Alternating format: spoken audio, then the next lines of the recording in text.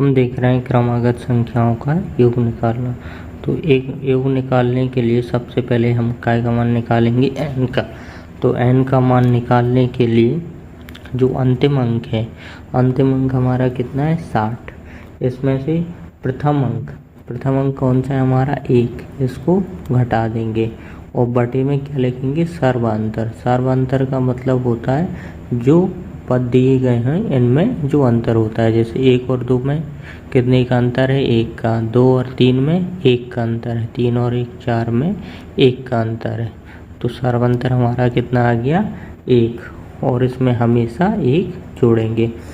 तो 60 में से 1 गया तो कितना हो जाएगा हमारा 59, और 1 का भाग जाएगा तो कोई अंतर नहीं आएगा, और प्लस 1 बराबर 60। तो ये 60 हमारा क्या आ गया n का मान। अब हम क्या करेंगे, अब क्रमागत संख्याओं का योग निकालेंगे। तो अंतिम अंक देखेंगे, अंतिम अंक कितना है हमारा 60। इसमें कौन सा अंक जोड़ेंगे प्रथम अंक कितना है हमारा 1, और हमेशा भाग कितने से देंगे 2 से, और गुणा जो n आया था हमारा n कितना आया था 60, इससे गुणा कर देंगे, काट देंगे। तो कितना आ गया हमारा 30, और 60 और 1 कितना हो जाएगा हमारा 61। 61 में गुणा कितने का हो जाएगा 30 का।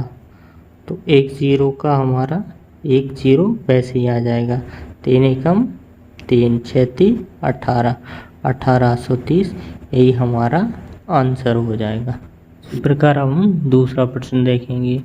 तो इसमें कितनी दी है हमें संख्या 2 4 6, और ऐसे आगे बढ़ते हुए कितने तक गई है ये 60 तक। तो सबसे पहले हम क्या करेंगे n का मान निकालेंगे। तो n बराबर निकालने के लिए क्या करते हैं, अंतिम अंक में से प्रथम अंक घटा देते हैं, और उसके बाद क्या देखें सार्वंतर। तो यहाँ पे सार्वंतर कितना है 2 और 2 4, 4 में 2 जोड़े हैं तो 6, तो सार्वंतर हमारा आ गया 2।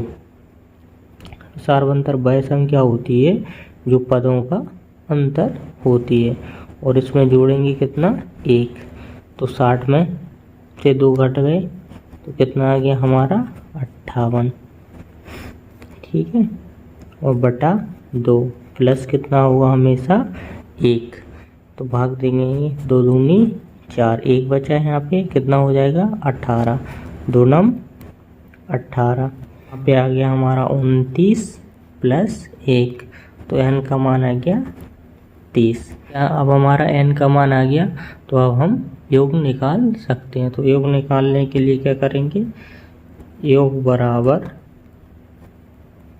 जो अंतिम अंक है, अंतिम अंक कितना है 60, और प्रथम अंक कितना है हमारा 2, जोड़ देंगे, और भाग हमेशा कितने से दिया जाता है 2 से, और गुणा कितने का करते हैं n का। n हमारा कितना था 30, तो यहाँ पे काट देते हैं,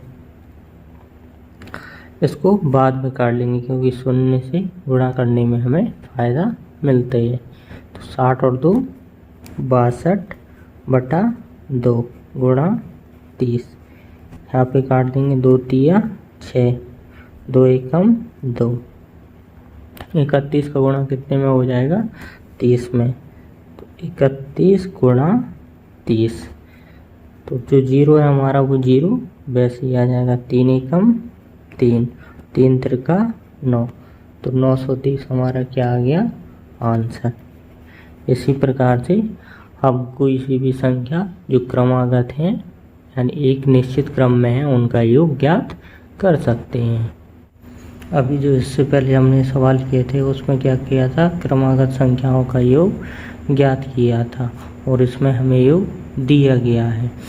तो इस प्रकार के सवाल में हम पहले क्या करेंगे, ठीक बीच वाली संख्या निकालेंगे। तो बीच वाली संख्या निकालने के लिए जितनी भी क्रमागत संख्या दी हों उनसे भाग दे देते हैं। तो ठीक बीच वाली संख्या निकालने के लिए लिख लेते हैं वाली संख्या बराबर, तो योग कितना है हमारा 80, और टोटल संख्या कितनी है 5, 5 से भाग दे दिया तो कितना आ गया 16। तो जो बीच वाली संख्या हमारी कितनी आ गई 16।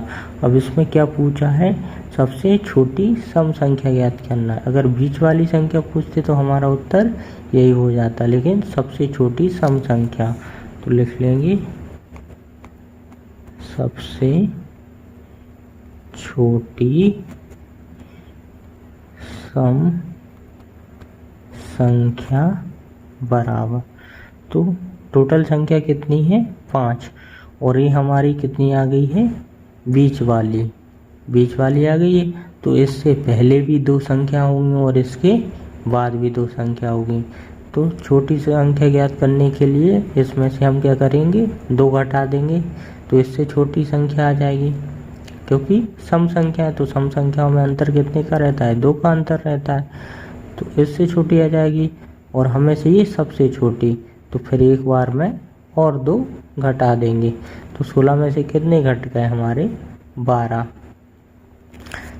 इस प्रकार हो जाएंगी। तो हमारी सबसे छोटी संख्या सबसे छोटी हो जाएगी हमारी 12, उसके बाद कितनी 14, 16, 18 और 20।